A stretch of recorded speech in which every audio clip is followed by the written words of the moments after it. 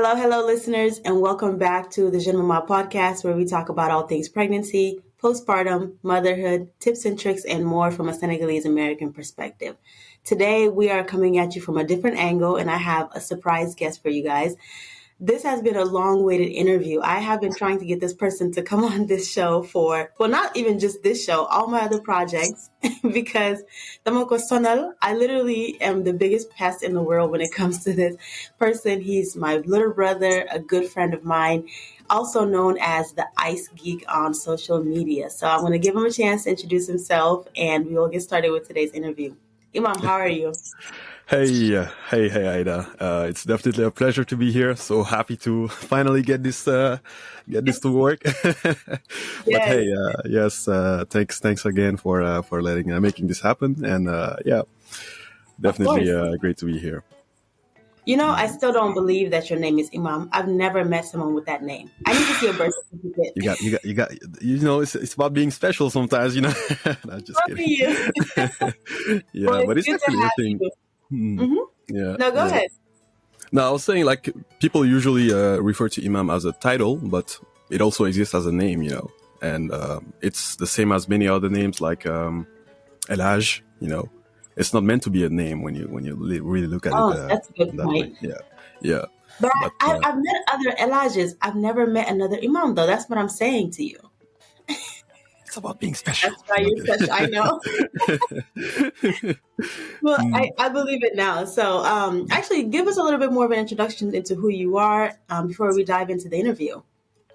Yes. So my name is Imam. I come from Senegal. I'm currently living in Amsterdam. I'm 22 years old and a student, a graphic design student. Excuse me. Graphic design student at Amsterdam Media College. Also got married last year, which is a very important thing to mention. So basically, that's pretty much it. Yeah. Mm-hmm. So you're 23 now. You got married at 22. Yeah, 21 actually. Yeah, right before turning 22. We will get into that. Yeah. Yeah. Well, thank you for that introduction. Today, I want the conversation to be free flowing. I don't want to pinpoint you to these topics, but I do have a couple of things that I noted down that I want to talk about with you. Mm-hmm. I've known you for, I want to say 3 to 4 years now. I don't know exactly when I actually reached out to you initially on social media. And that's when you were posting a lot on your Ice Geek Instagram page. Yeah. And so for those of you who don't know, if you have followed my journey into all the projects that I do, Imam has been at the forefront of it, even though he was in the background, because all my graphics, pictures, logos, like he's helped me out so much. And I just have to say thank you for that, because I am the kind of person who is always into something. I can't seem to sit down, but you always put up with my antics. Anytime you would give me like you were the art director, so I would literally follow what you said, and then things would happen, you know. Thank you so much for being part of my journey. I really appreciate it. So I had to take the time to say that. For today's discussion, I wanted to focus on the faith and rediscovery journeys of the youth in our community. Mm-hmm. And I purposefully didn't send you these questions ahead of time because I wanted to get your answers just from a very on the fly perspective. I feel like you can do it. We'll do our best. You got this. Mm-hmm. The first question I have for you is, what trends have you noticed in our community, especially the Senegalese or African community, when it comes to their faith? And I don't want to give my opinion yet, so I'll just let you talk first, and then we can just have a discussion on it. Yeah, I mean, it's a very interesting point, and there's definitely a lot of things happening.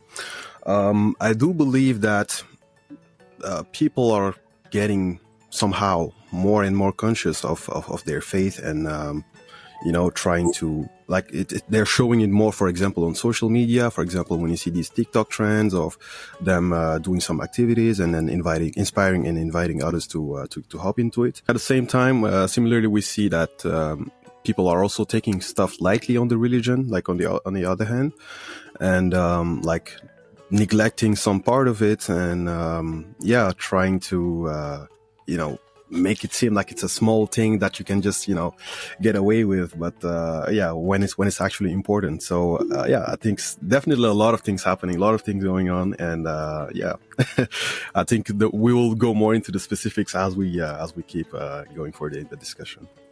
Yeah, definitely. I have similar sentiments. I think, and I can see myself on both sides of that, where I struggle or grapple with like, okay, I want to do these things perfectly. I want to get closer to my dean. I want to do all these things, but at the same time, there are certain things that obviously, like just physically, you can see like I'm not doing certain things, and so really going through that internal journey of how do you get closer to it? How do you appear to others? Because one thing about Islam, and so for those who are listening, the religion that we're going to be primarily talking about is Islam, because that's what we both have grown up around.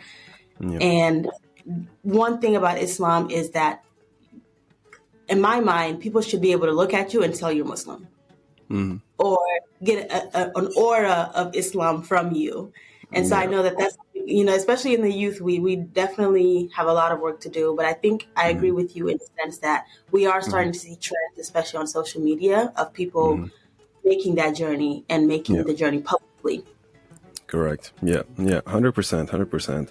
And, when you talk about Islam, of course, you will kind of also link it to parenting, because this is something I realize, but I'm just thinking of it right now. But for example, when you're a child, you basically are not religious because you fear God or whatsoever, but you actually fear your parents, when you're younger. And then as you grow up with that, and as you become an adult and become more free, let's say, in a sense, and then you don't have like that fear of your parents anymore. It's like you kind of start drifting away from the religion. That's something that's like a sort of pattern that I kind of pointed out just right now, and I think that also says a lot about how like how you're gonna develop in the religion over time. Yeah, that's the perfect segue into the next point that I had for you. Actually, is the impact of self-teaching or self-discovery, because. Like you mentioned, for most of us, we were born Muslim. Our parents just kind of told us we were, and we did the practices without truly understanding what it is. And so what do you think about that in terms of the impact that your self-discovery can have on the journey that you are on as a youth? Yeah, that's 100% definitely like related to the previous question we also had, which is like that pattern that you will have to follow at some point, and then kind of discover yourself the religion, because at some point you are not going to have somebody to push you behind your back, say, hey, go pray, hey, go do this and that. So you would have to make an effort for yourself to get closer to Allah in this case. And and that's not something that somebody will push you to do it like that. That's that's 100% coming from yourself. And it's normal, which is important to say. It's absolutely normal to be struggling with the deen. There's nobody who is like, yeah, right now I'm chilling, I'm 100% comfortable with it. So it's absolutely normal to be struggling with it. But the most important thing is to just make an effort, And there's also this hadith of Allah saying, like, walk towards me, I will rush towards you. So that would show you that you just have to make a minimum effort, and then everything will happen easier, And if I take myself as an example, I was not that much into the deen a few years back, let's say, and everything happened so quick, It's just by me trying to make some small steps, for example, every single day, try to improve one single point, it could be reading the Quran. It could be like, for example, reading a verse a day. You never know how this is gonna lead up, and in a long run, let's say, you would be finding yourself doing way more than that, way more than one verse a day, for example. You'd be finding yourself reading a page a day, or So it's just about that consistency and taking the first step, and not only taking the first step, but trying to be consistent with it.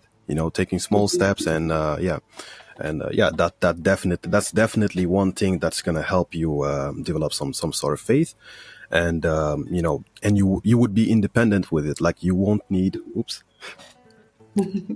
So I was saying, so you won't need anyone to kind of push you to do it, or to make extra efforts.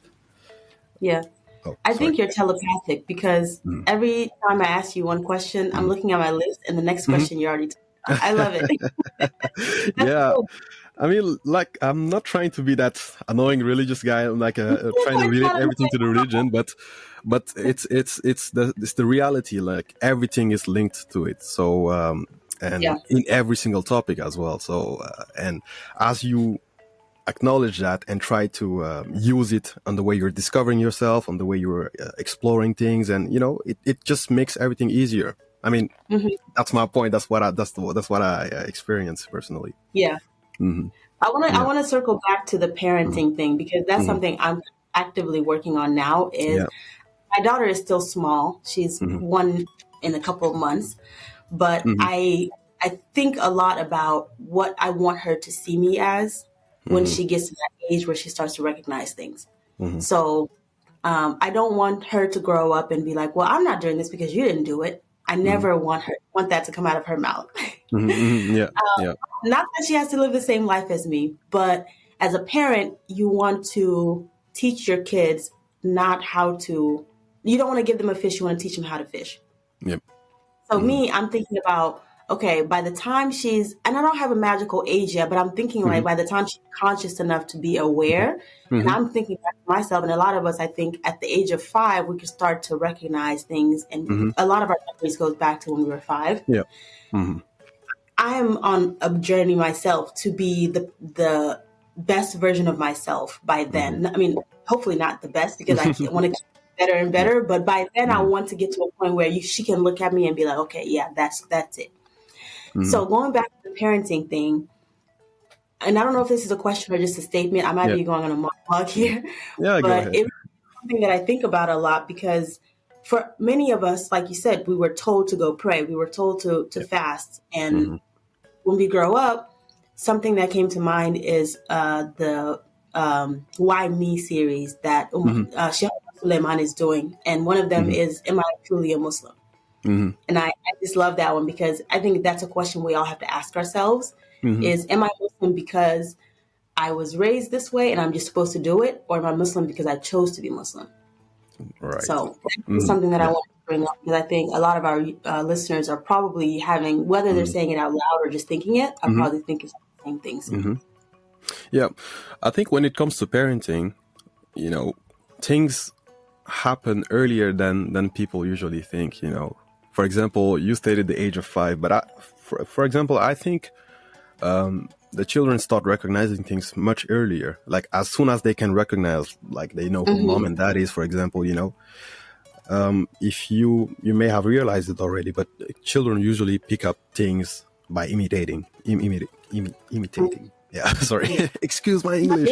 So yeah, so usually they just, for example, you can see some 2 years old seeing their parents pray, and then they just, try to pray with them and do stuff like that. So it actually starts at a very young age, and I think it's from there that you will kind of have to build up, and then try to make things indirect, like without even forcing them at some point, and trying to let them understand by themselves that, okay, this is probably leading to something good, or if mom and dad always do this, then that probably means that this is very important, and there is something hidden behind, like there's a Yeah. treasure that is Yeah. behind. So yeah, I think that yeah, if the child like grows in that mindset, trying to understand like what's really the meaning behind this, and what am I trying to like, what's so good about it that people are really spending that much time in it, that will definitely like raise some sort of curiosity in them, and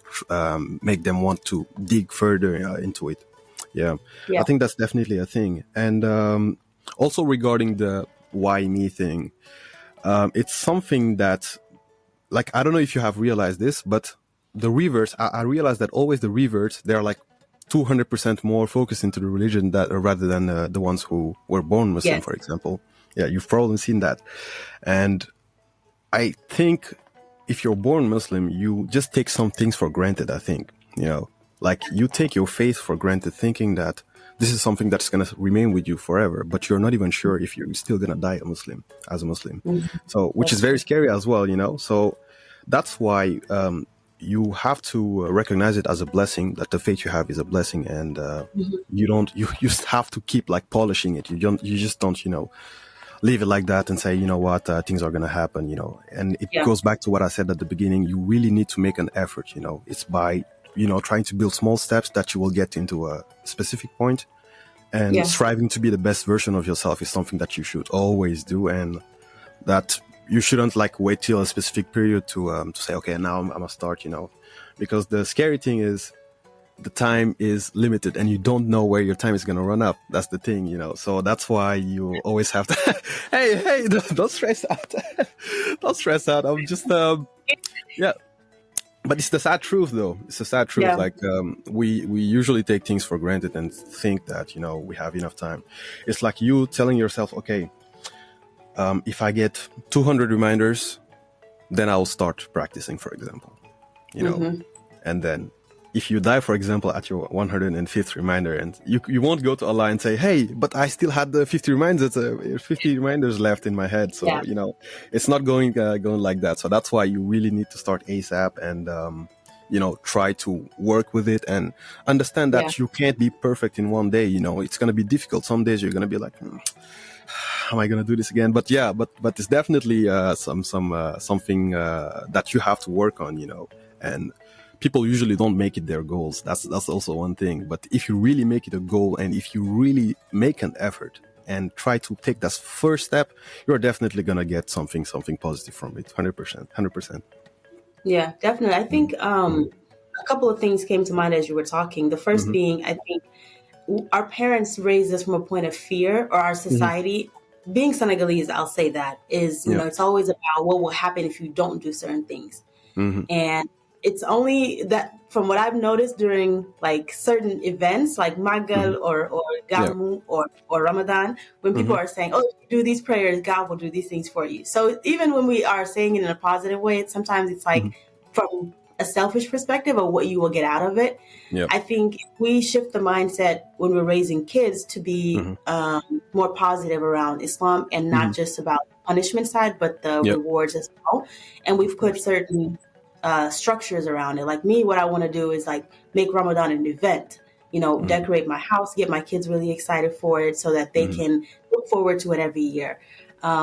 Make Juma a thing, like not just like, oh, we got to go pray because we have to go pray, or it's an inconvenience in our day, but something that you actually look forward to. So I think if we make those practical changes as we raise our kids, they will be more open to the idea of declaring themselves as Muslims without us having to tell them. And I forget the second point that was coming to mind, but it was a good one. You already made it, so we're good. Was it the one about the reverts, or? Yes. Oh, it actually was. I have a horrible memory, but I think that speaks to something that Allah says is you have to know me first in order to worship me. Yeah, we don't know what we're saying when we are praying. That's a great thing. If you don't know, it's easier to get distracted when you're praying. You don't feel as connected. So I think that's another thing that we have to do. If you have kids, especially, most of us will have to delegate the task of our kids learning the Quran because we don't know it ourselves. But we could flip that on its head and use the opportunity for us to also go learn it and make it a family thing. So that's the other point that I wanted to make. Yeah, that's definitely a thing as well, because it's never too late to start learning. For example, if I took myself as an example, I've also been into those schools when I was younger, when I was like 7 years old, when I was learning Quran and stuff like that. But then I didn't do it for like 10 years, and so within that 10 years, I was basically just independent about nobody was forcing me to do anything about the deen. So it really started from myself again. Like it was again my own initiative to say, okay, you know what? Let me just start learning again. There are many platforms that can help you do that. For example, I don't know if you know Preply. It's like a platform, a language learning platform where you can find a teacher for literally any price per lesson. You can get it as low as $3 per lesson, which is very affordable. And there are actually very good teachers over there that that are certified. But by taking those small things and for example, the thing I told you earlier about taking one verse a day and trying to learn what the meanings of the things you're saying are, and which is the most importantly, also trying to know who Allah is, and trying to learn his 99 names, his beautiful names and attributes. Like, what do they mean? Who is, when you say Bismillahir Rahmanir Rahim, who is Ar-Rahman, who is Ar-Rahim, and even I myself, I'm thinking of starting like a series where I will be explaining these names into detail because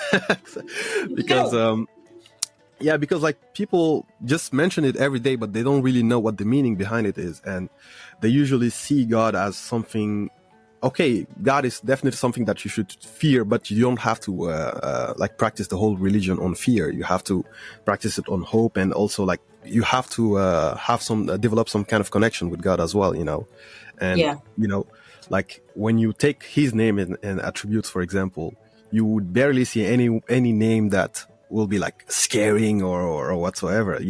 Every time it's like the most compassionate, the most merciful, the most kind, the most forgiving. Like there are all of these names. And for example, Al-Ghaffar is one of the names where it means He's the one who forgives over and over again. Like these type of names would normally give you hope and say, you know what, like you can't despair of His mercy as He's Al-Ghafur, for example. He's the one, Al-Ghaffar, sorry. The one who forgives over and over again. So, and that would invite you to, always try to repent and go back to Him, no matter how many times you commit a sin or you do something that displeases Him. So, so I think learning this type of stuff, it's definitely a good starting point. And by knowing who Allah is, it's definitely gonna be easier to develop a connection with Him. Yeah, absolutely. I don't have anything to say about that. I completely agree. Definitely do that series, though. I think a lot of people will find that useful. Yeah, so we started, a friend of mine started like a sort of podcast channel on Apple Podcasts where we try to inspire others to learn the religion again from the basics, and not only from imitating or things that you would see, for example, somebody do in a mosque and say, hey, this is cool, let me just copy this. It's more of learning the sound religion, like from sound sources, which like authenticated, like hadith and also verses from the Quran. So at least you would know that you are not going anywhere like in a deviating sects or whatsoever, So, and by doing that, that's also where I want to make a series where I will be talking about the names of Allah, and it will be 100% trying to like the goal is 100% trying to invite others to learn the religion again. And like I said earlier, it's never too late to start learning again. So it's just about making an effort again. Let's just make an effort, and things are definitely going to go positive. Absolutely. But I heard you say another podcast. So was there another one that you accepted their invite and you've been dodging mine forever? No. Like it's not. I haven't really been talking on that podcast. So what's happening is I'm just like taking, of course, with their approval, I'm taking some speeches from some of the sheikhs. For example, Mufti Menk, people like him very, very much. So what I do is I take their audios and process it with AI, for example, to remove the echo sounds and whatsoever, and also write the transcripts. So yeah, I just make the audio like, more, not, what's the name for it? Like just easier to hear, easier to hear, because usually those would be recordings that are during like Friday sermons at the mosques, so they would have a lot of echo or people talking here and there. So that's why, I made sure like to just fine tune those audios and put everything in one place. But then what I want to do later is, actually maybe teaching myself something over there, which is, for example, the names of Allah, or it could also be some hadith, which is definitely something that you would never regret learning, and would bring you much closer to Allah. Absolutely. I was just giving you a hard time, but whenever you do have Make sure No, you don't worry.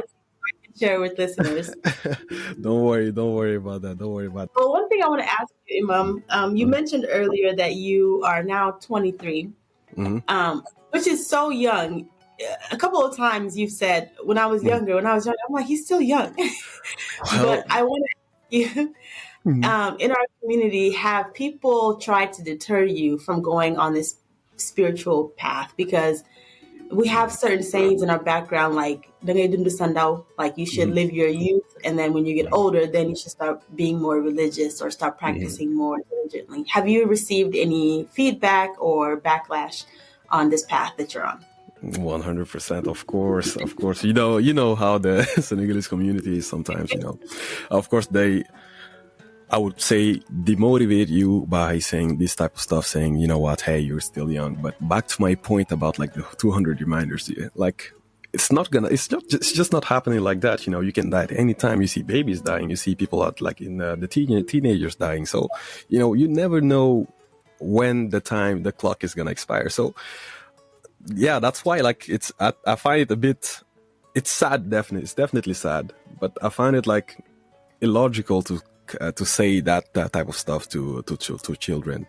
Instead, if you see somebody trying to be more active in their religion and trying to make more efforts, what you should do is encourage them and try to, because that's definitely a good path. Like you would rather have that's than somebody, for example, going in bars and pubs and yeah, that type of stuff. So. Yeah.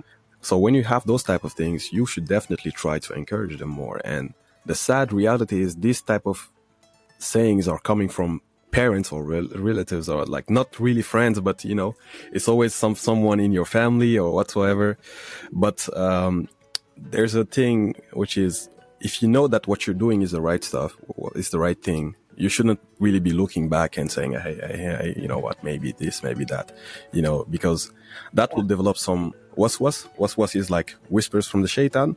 So that will develop some more whispers from the shaitan saying, hey, you know what, you have time, you can relax a bit. But it's never going like that. And yeah, you never know when the clock is going to expire again. So Yeah. yeah, you just got to ignore those messages and yeah, just keep going. Yeah, just keep going. That's for sure. Mm-hmm. That's a good message. And I have an anecdote about that actually. So I don't know Mm-hmm. if you know, I used to wear the hijab. Yeah. And Oh, yeah.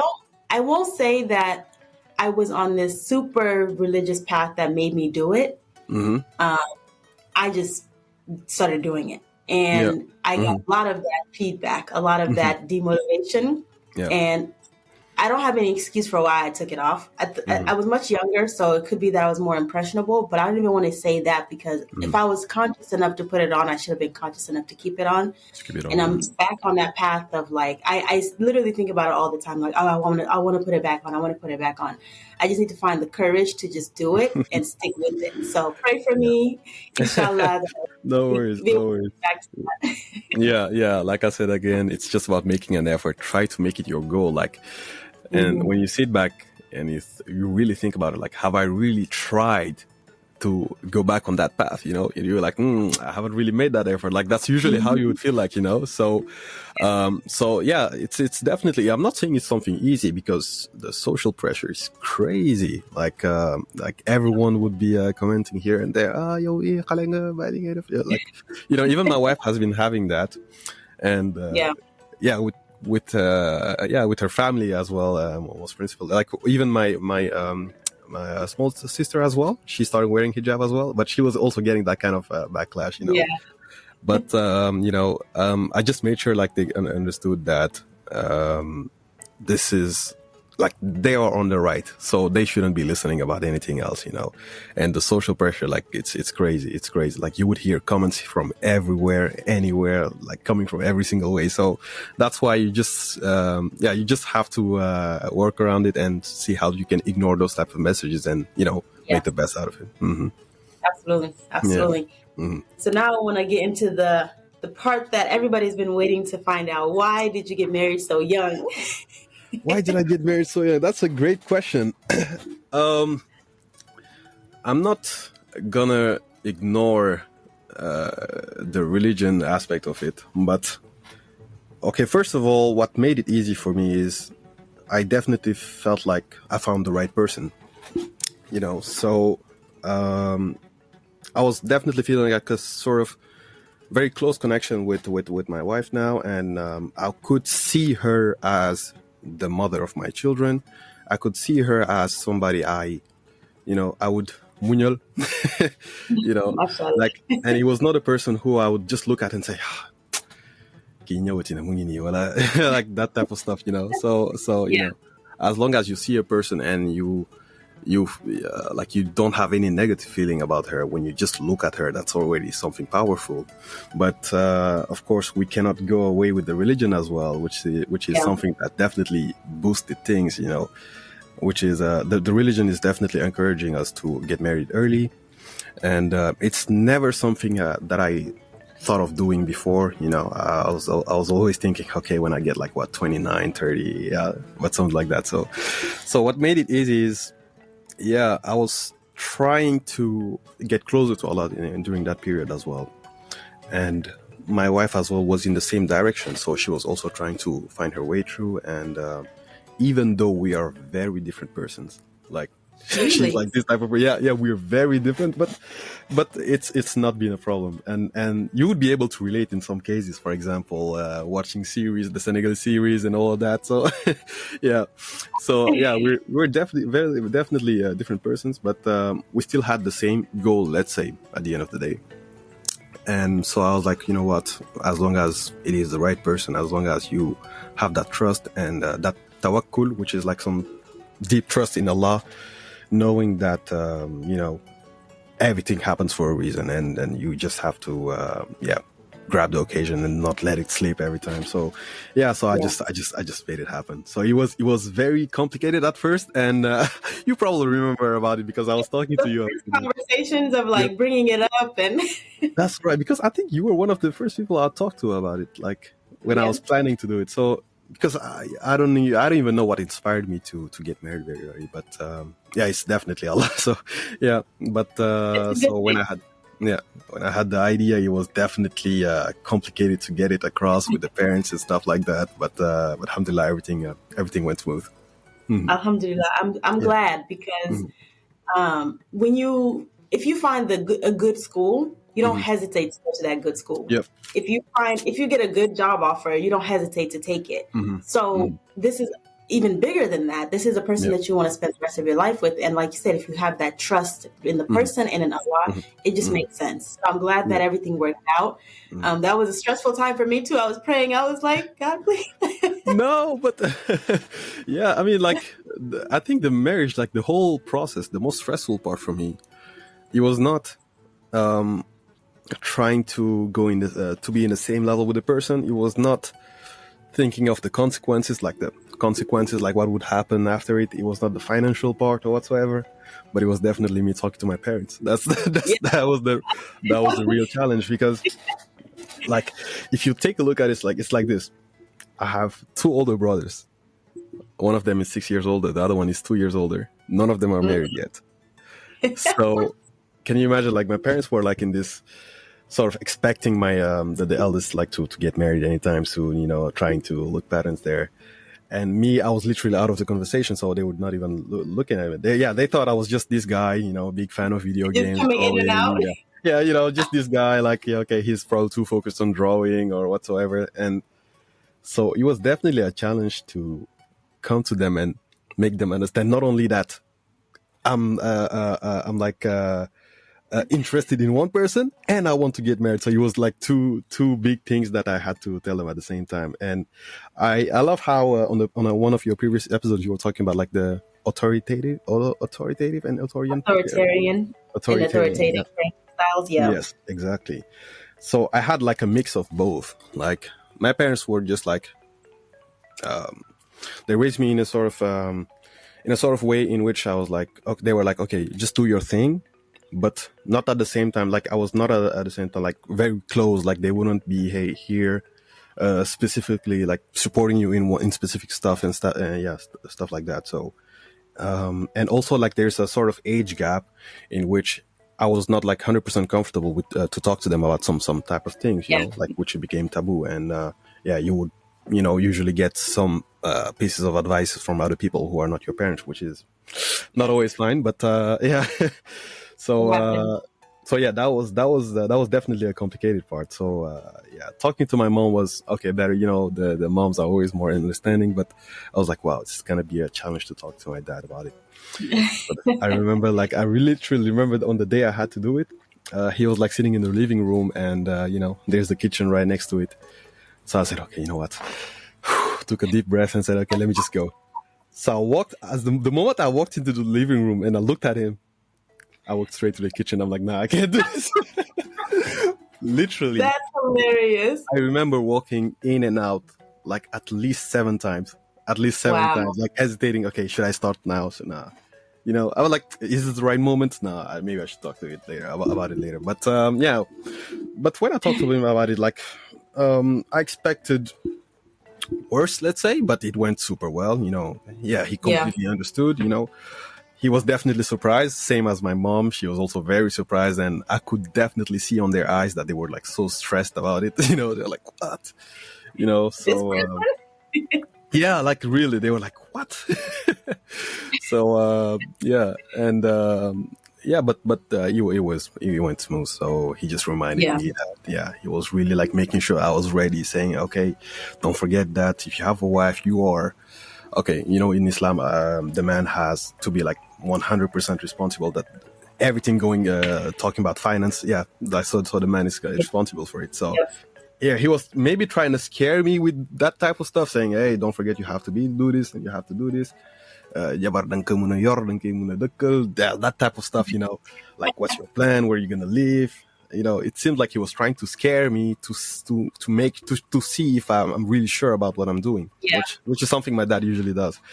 But then when he saw that my reactions were always positive about it, so then he understood that I was actually serious about it. So then, he probably went and talked about it with my mom. Excuse my English. And like whenever people make fun of my accent and stuff, I'm like, hey, how many languages do you speak again? I speak like 5 languages now. Yeah, you get a pass. You're good. So yeah, that's why sometimes I struggle with mixing up the words and stuff. So anyways, back to the story. So then when they talked about it, and they just came back to me, and my mother was still in that stressed period and wanted to find ways to delay things to the max, So she wanted to delay it to a year. At the first point, I'm like, nah, I'm not doing that. Like, no, not even a year. It was like more than a year. I remember. I'm like, nah, this is not gonna happen, because like, so I was saying, like, I've always been that guy where whenever my parents would say something, I would be like, they're right. They're probably right. They know better or whatsoever. But here I was like, there is no point in delaying the marriage. Like I couldn't see any point. Like they were trying to have more time for themselves to process things. And I didn't want to stress them too much about it. But at the same time, I wanted to make something so simple, like no big marriages or whatsoever. So I didn't understand why they needed so much time. And my mom ended up saying, yeah, you know what, they want to do it in Senegal and stuff like that, since she's also here in Amsterdam, like trying to make stuff like so complicated. So yeah, that's the period when I was like, nah, this is not gonna happen, and I really like stood firm in my opinion. And at the end of the day, your parents only want they only want what's the best for you, and they would always end up complying with what you want to do. So they ended up accepting whatever whatever it was, even though they tried to delay it again last minute because it was right before Ramadan again. And then they were like, shouldn't we wait after Ramadan? I'm like, no ways, this is not happening. So I really stood firm, and the rest is history. I'm glad, because what was going to end up happening is an avalanche. Mm-hmm. You delay it a little bit, something else comes up, something happens, God forbid somebody passes away, then you can't do it too soon after. Like I'm telling you, like you said, it's the same with the dean and getting close. There's no right time except just ASAP, like now. Yeah, it's like, when's the time gonna be right? You just have to do it. You just, the Olaf saying says, "Lubach denkt hij gauw." Is it that? Is that? Yeah. Right? Where the full seagull. Exactly. So Yeah, that's why, like, yeah, exactly. When you have to do something good, you shouldn't be hesitating about it. Just do it, and whatever happens, happens. Because the absolutely. intention is there and the intention is good. Just make it happen. But Yeah, delaying definitely. things is, yeah, you never know what can happen in between, in that type of stuff. So, yeah, it's just Definitely. about making it happen. And yeah. I had the opposite pressure. So I'm the oldest girl, Mm-hmm. and I have two younger sisters who are not Mm-hmm. married. I got Yeah. married Uh-huh. late by our standards, 28. So Mm-hmm. I remember years leading up to that, and I was not. It wasn't for lack of trying. I was telling my mom, like, "Do you Mm-hmm. think I want to be here single?" But Do you think I'm, she would, yeah. Mm-hmm. she would always say, like, "You have two younger sisters. You need to lead by example. If you don't get married, they're not gonna get married." And I was like, do you have a husband for me? Because if you don't have a solution, I need you to stop stressing me out. I But also felt it's so bad interesting. for my eldest brother because I was thinking the same as you. I was like, okay, imagine like right now in your situation. Imagine if you were not married and then the youngest decides to get married. Like you would go crazy. You would like, Listen, I would be happy for her, and "Mhm, Islamically, it's fine. mhm, But deep down, I'll be like, "What?" okay, now you're setting me up. But yeah, sorry for interrupting. You were saying, No, no, you're fine. I mhm, just wanted to share that because mhm, it's interesting how when you do it too young, mhm, they have something to say. When you're too old, they have something to say. So the message is obviously you want to find the right person. I think first mhm, and foremost, we mhm, can't underscore how important that is. mhm. No, we can't underestimate how important that Underestimate. is. Yep. Um, Hmm. the person that you build a life with, that's single-handedly, in my opinion, the most important decision. Of It's course. going Yep. to impact every other aspect of your life, Hmm. especially being on the same page with that person when it comes Hmm. to the dean, Hmm. finances, how you want to raise your kids. Yep. So I can go on and on about that, but Hmm. I have a video that I made on it's important to marry the right person Hmm. and not the wrong person. So it's better to marry late than marry wrong. Of course. Of course. You don't want to succumb to the pressure of society or feel like, oh, I have to get married because my dean is telling me to do it, to the point where you neglect all the other factors that are Of also course, important. no. Mm-mm. Yeah, it's definitely not something you should rush. It's like you said, definitely the most important choice to that because the choice of your spouse is gonna be what's gonna like shape your future. So that's Yeah. how important it is, and you cannot just make a quick decision. It's not something that you can just undo in a click of a button or whatsoever. So it's definitely a very important choice. And like you said, society is crazy. Like if you do it too young, yo, yeah, you still have time. If you're too old, Yep. like what are you waiting for? Like they're putting pressure on you on every way Yep. or on either way. So that's why Absolutely. you just have to like especially when you're Senegalese, you literally have to like live in your own bubble, and ignore everything that's You around you. do. Definitely. I mean, otherwise you really want you you will end up dying. Like That's that's a good way of yeah, putting it. Yeah. You yeah, have to yeah. be delusional, kind of, Hmm. Hmm. in the No, eyes of that's for others. sure. That's for sure. Because if you listen to everyone, that's impossible. You can't satisfy anyone, anyways. And you're not doing this for them. You're doing this for yourself. And you shouldn't let anyone like take that kind of decisions for you. So that's why you Yeah. just take your time. I'm not gonna say don't try to do it way too young. Like don't try to rush it. Because I see that nowadays people are actually getting married quite young. Hmm. I'm not taking out of my. I'm talking Yeah. like as if I didn't do that, but I know, right? yeah, but I see that people. It's like a contest right now because they usually. I feel like they're doing it because of social media or whatsoever. Like when they see Absolutely. someone get married, like, oh, okay, I gotta meet her as well. And try to rush things. I've had some personal experience of friends that when they learned that I was married, so they tried to talk to me like, okay, what's the next step for me? What should I do? Like trying to rush things as well. And I said, hey, like this is not a race, man. You really got to take your Not a time because competition. it's your whole future that is going to be impacted on Absolutely. this. So yeah, you definitely got to Absolutely. take your time, and there's not taking too long. That doesn't Yeah. exist in getting married. So just take your time, make sure it's the right person, do the proper discussions beforehand. Like you mentioned. I think you also mentioned it on the previous episode, right? Yeah, like the right Mhm. points too. Yeah, there are a lot of things that you need to talk about before getting married because otherwise you never know how that can lead up to what that can lead up to. Yeah. So, mhm. I've been thinking about putting together like a questionnaire, that people need to, you don't have to sit with your partner and fill it out together, but you need to make sure some of these questions are answered before you get into a marriage with someone. We, in our culture, we tend to look at family ties. If you bring somebody home and you're like, this is the person that I want to marry, they start asking like, oh, who are his parents? Who are his grandparents? And that's important. It is important, the family that the person comes from. But I think in this day and age, when people are living abroad, people are living all over the place, it's even more important now to look into the character of the person that your child is bringing home. I think a lot of moms would be shocked to find out that the good person who comes from a good family that they married their daughter off to doesn't pray or doesn't do X, Y, Z. And that's not to say they're a bad person. Everybody's on their own journey. But I think what the message I'm trying to get across is we have to, as people who are seeking partners, do their due diligence, ask the right questions.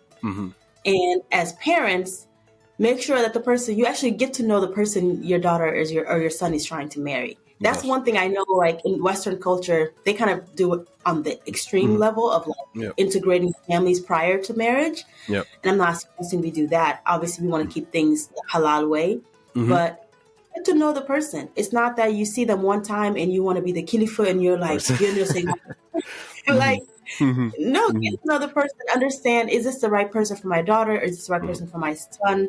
What qualities do they have? So bring them around for family holidays, because that way you have chaperones around, things like that. But I think there's just more that needs to be done to truly get to know the partner that you're setting your child up with, versus after the marriage. Now you're trying to be like, no, Munyal, or... And they will always be like, hey, you got yourself into this, so then you would have to face the consequences. So that's the thing. Like, hey, you got yourself into this, so now Munyal, that's literally what they're gonna say. And of course I definitely agree with you on that point, and which is definitely something very important. And like, I don't know why people are not really taking the time to do so, you know. I mean, like there is nothing keeping you away from asking the right questions or talking about such things, you know. Even in Islam, it's not like it's haram or something. Like, you can literally sit down with the potential spouse and with somebody, for example, her mahram, her parents, also there, and you can talk about some things in specific, like, okay, what do you think about this, and what are your expectations in this and this and that? Then at least you would be on the same page before getting married. Or like, that's way better than like going all the way into the marriage and trying to adjust yourselves here and there. You know, of course you can adjust to small things, you know, small things that they enjoy doing or whatsoever. But, you know, these are like really important stuff that need to be addressed beforehand. So we're definitely waiting for that checklist. Yeah, that would definitely be handy for us, for some people. I will put it together, because I know I'm not suggesting something that I didn't do. I did this. I remember when my husband and I were talking, I used to just spring questions upon him, like, I need to see. One of the things that I asked him was, you know, God forbid, if we had a daughter and in her teens she got pregnant, what would we do? And he was like, Subhanallah. And I was like, no, but really, like, I think that's such an important question to ask for women to ask their potential husbands, because it will show you a lot about the person. Correct. It will show you if they will understand or accept God's decree, because everything that happens to us is written already. So of course nobody wants to have a teenage pregnancy, but it happens, right? I think I'm the kind of person, I think morbidly. I always think kind of worst case scenario, like, okay, I have to prepare for all scenarios. Expect the worst to never be disappointed. Exactly. That question, it shows you the person's compassion level. It shows you their logic, because are they going to jump straight to, well, what did she do to get pregnant? Or are they going to jump to solutions? It'll show you how they view women. And women are highly regarded in Islam. So I think that's just like such a good question. And of course, you want to really get to know the person before you ask that. But I've eliminated some people based off of that question. I mean, of course, you definitely gotta ask the right questions as well. Yeah, because that definitely shows a lot about the person. And usually, I think in Islam, for the women, it's recommended to basically look at, when they have to choose a spouse, they have to look at his character and conduct, and then the deen as well. So I think character and conduct like sums it up all, you know. So yeah, the main things are in there, and like the way he reacts to some stuff, like things that he take lightly or things that he you know. But yeah, it's by checking those things that you will see the red flags. But the problem is when you're really in love, like you would ignore some of the red flags and say, hey, you know what? So that's why when you said introducing him to your family or whatsoever, like they will be seeing it in a better perspective than you, because when you're in love, you're like, love is blind, like they say, you know.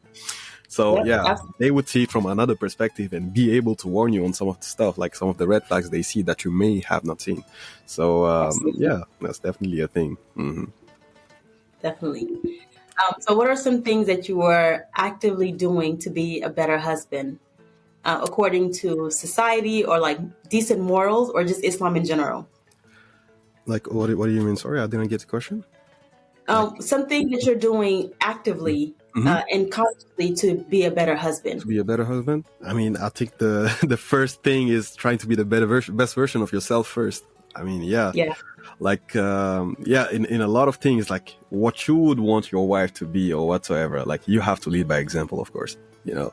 And one thing that you also have to do is like managing your expectations, which is something I did a lot, you know. Like I did not try to set too high like expectations, but I also tried to stick to whatever expectations she had with that, and that we discussed before marriage. And I think the lifesaver of every couple or marriage is communication.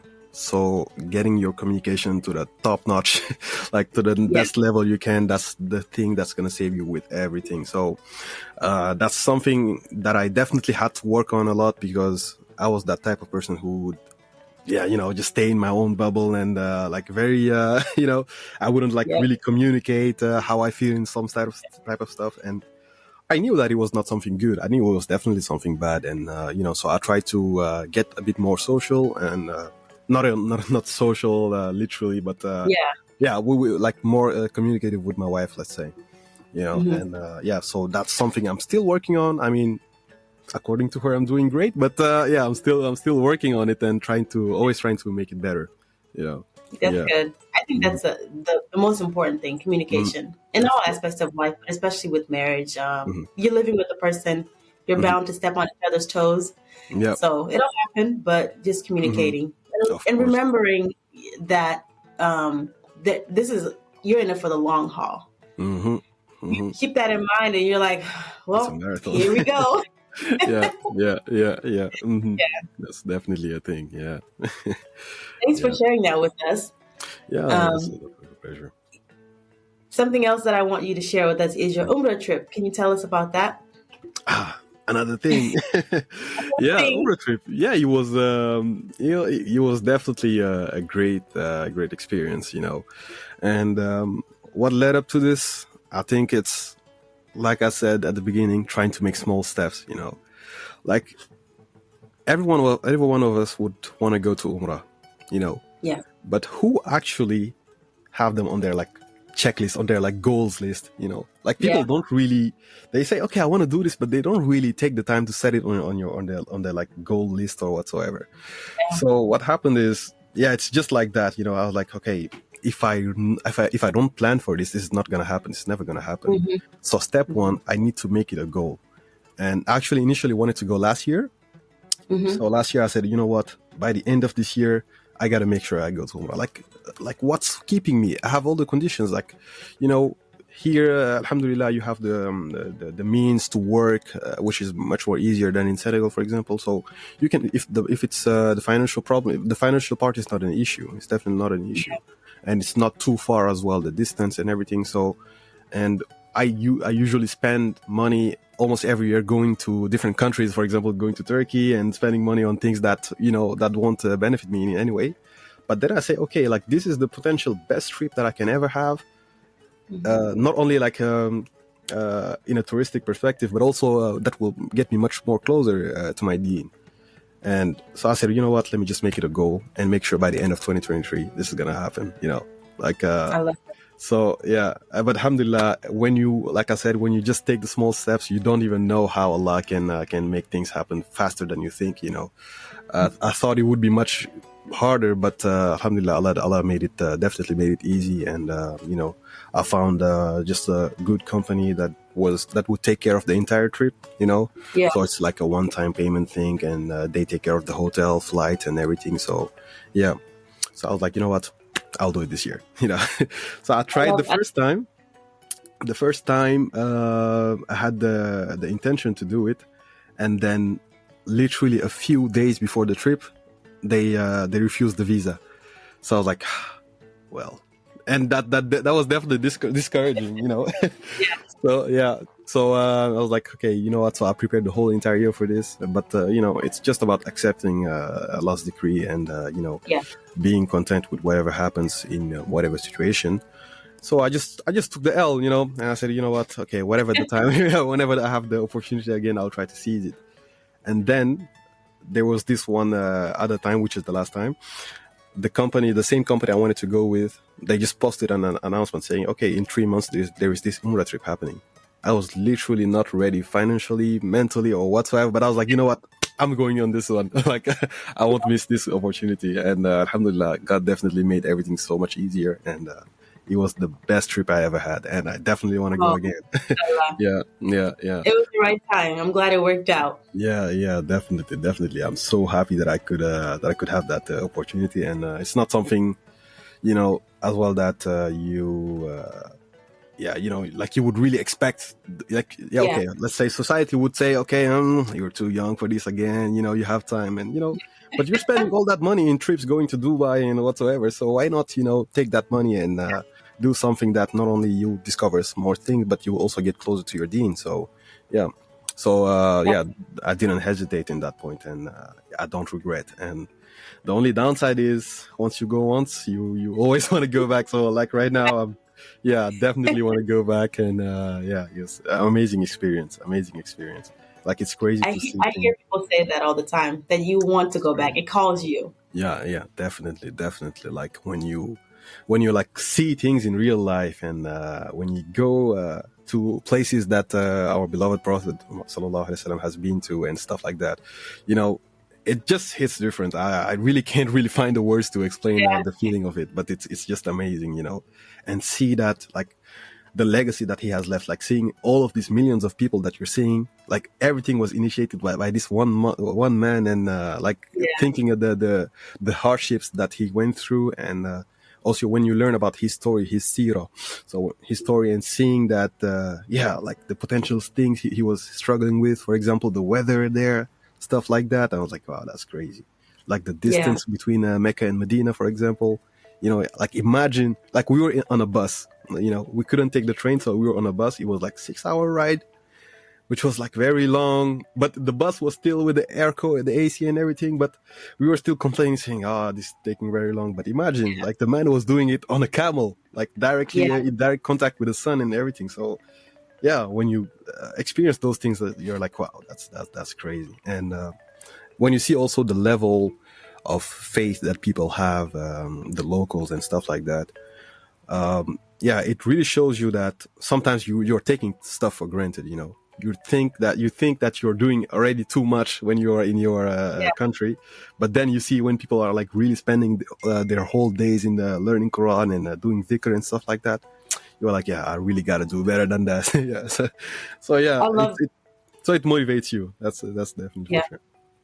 I'm definitely planning on taking a trip, Next and year. I know, right? Next year. ASAP. I'm doing it for obviously the reasons that you just mentioned. Mm-hmm. Another part of me is like a little bit preoccupied, so I'm like, I don't want the first time that I witnessed this to be during the Hajj, which is the big pilgrimage, the one that you're like every Muslim should take at least once in their lifetime if they're able to. Mm-hmm. I'm like, I want to get out there, scope things out, see how it is, so that when I go to the Hajj, when I get to that Hajj, I want it to be like. Like 100% locked in. That's definitely a thing that you could do. That's something great that you could do. I mean, of course, to have like the mini experience before, because like we also got to go to the places that we would have to go if we were to perform Hajj.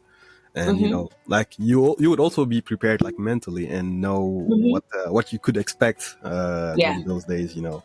Like regarding how busy it can get, how the weather and stuff like that. Well, yeah, and we went in December, so that was quite okay during that time. But it was still getting very hot. Imagine Hajj, which is in the dead center of the summer, so that's that's just crazy. Yeah, absolutely. Yeah. My goodness. Well, inshallah, like you said, next year. I'm putting it on my vision board.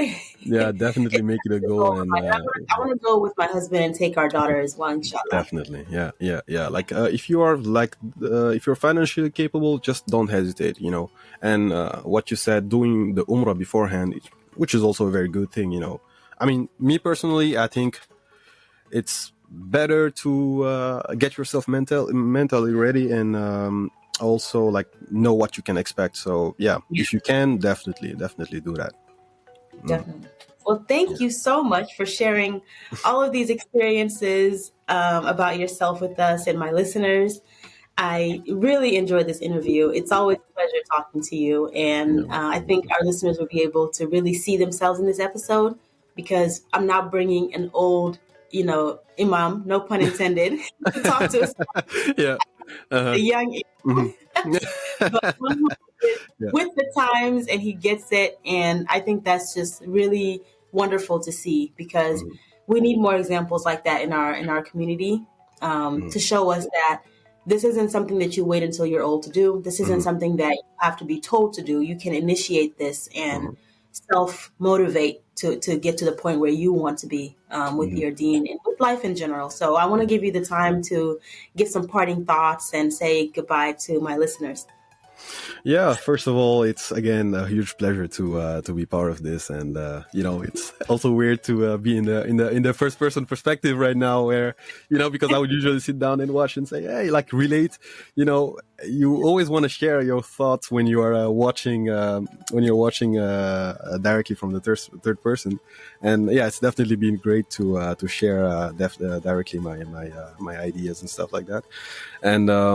Also, regarding making an effort and stuff like that, you don't myself included, we always need to just try to make the best we can, try to make an effort in every single aspect we can, try to be the best version of yourself, and like as I mentioned at the beginning, just make those small steps, and you never know, the blessings will come raining at you. So yeah. Let's try to make the best of it. Again, thank you very much for having me today.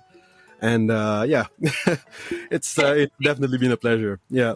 So the pleasure is all mine. Thank you so much. And thank you to my listeners for tuning in to another episode.